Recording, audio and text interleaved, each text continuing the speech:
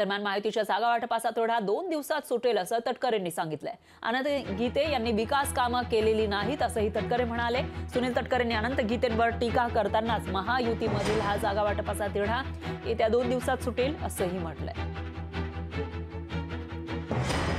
आज उद्यापर्यंत नाशिक जागा राष्ट्रवादी काँग्रेस पक्षाला मिळावा असा आमचा आग्रह त्या ठिकाणी आहे।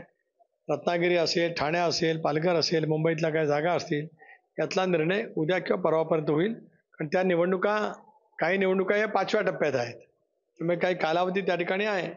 त्यामुळे योग्य कालावधीमध्ये समन्वय राखत महायुतीचं जवळपास 90% जागा वाटप झालं, उमेदवार सुद्धा घोषित झालेत। काही 2-4 जागेवरती राहिले असतील तर संपेल।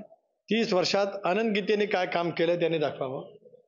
केवळ आरोप बेछूटपणाने करणं याच्यामुळे काय फारसं सिद्धी होत नाही। ते आरोप 14ला झाले, 19ला सुद्धा झाले, आताही होतील। काय त्याच्यामुळे काय फरक होण्याचं काही कारण नाही। लोकशाही मराठी ऐका, पहा, जागरूक रहा।